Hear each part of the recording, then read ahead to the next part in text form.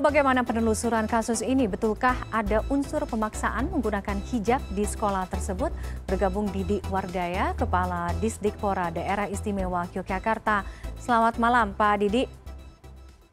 Selamat malam Mbak Tiffany. Baik Pak Didi, terkait dengan kasus ini penelusuran dari Disdikpora Yogyakarta sendiri, apakah betul ada unsur pemaksaan di sana Pak?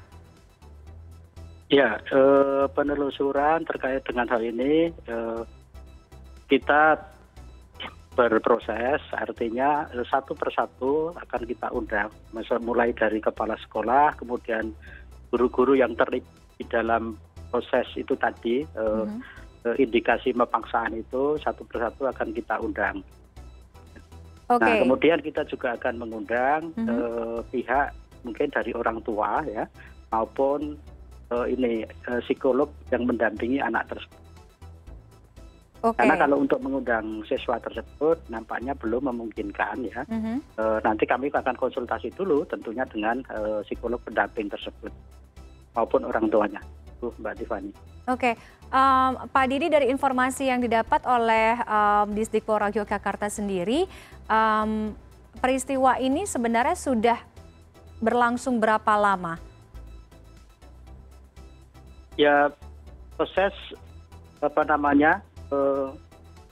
pengenalan lingkungan sekolah kan kita mulai tanggal 11 itu, tetapi kejadian itu kan setelah proses pengenalan lingkungan sekolah itu hampir selesai, jadi beberapa hari yang lalu ya.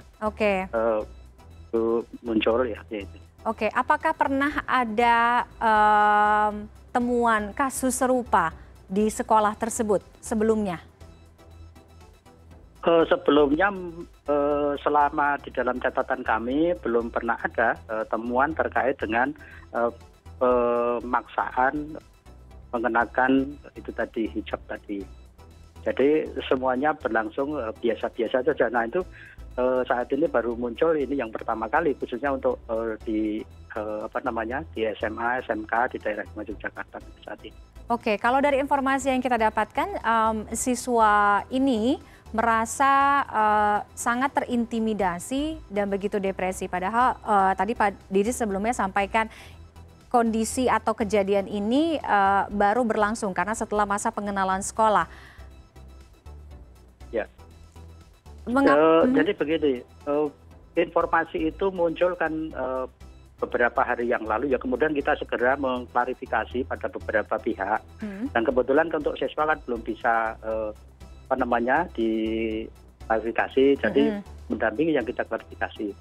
Tetapi tentunya kami yang dari kita mengundang mulai dari sekolah, kemudian juga itu tadi masih berlanjut dan kami membentuk tim terkait dengan untuk mendalami permasalahan ini. Jadi kalau memang sekolah itu ada kesalahan, ada ini ya nanti kita tentunya akan diberikan sanksi gitu. Tidak boleh memaksakan di sekolah untuk mengenakan hijab sementara yang bersangkutan mungkin belum mau gitu.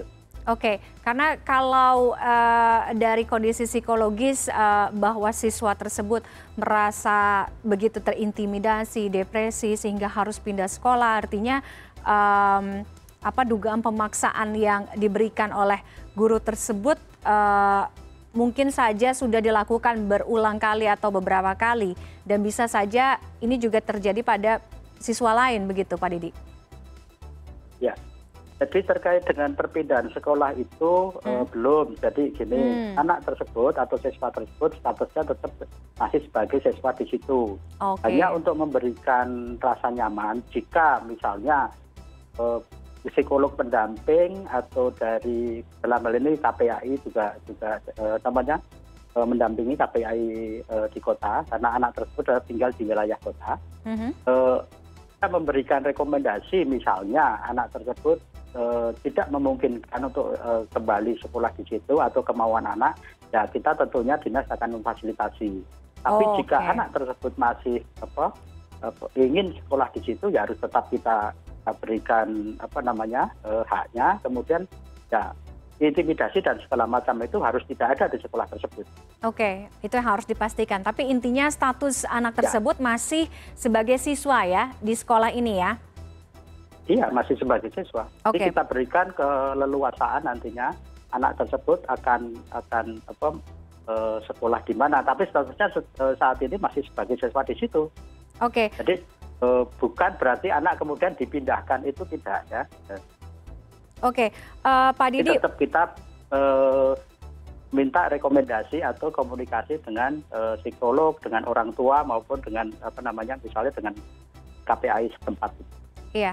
Pak Didi, terkait dengan aturan penggunaan seragam di sekolah negeri, dalam kasus ini adalah sekolah yang bersangkutan adalah sekolah negeri, sehingga itu tidak dibenarkan kalau memang ada atau ditemukan unsur pemaksaan tentunya untuk mengenakan jilbab atau hijab.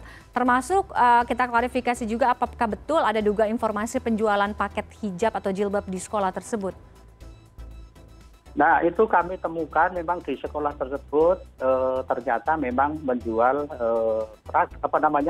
menyediakan seragam. Saya belum tahu, saya belum dalami apakah itu berada di koperasi atau berada di sekolah tersebut. Tapi kalau itu dilakukan oleh sekolah tentunya itu adalah satu anggaran, karena di dalam surat edaran yang kita keluarkan tidak boleh menjual seragam menyesuaikan dengan apa yang ada di dalam peraturan menteri tentunya.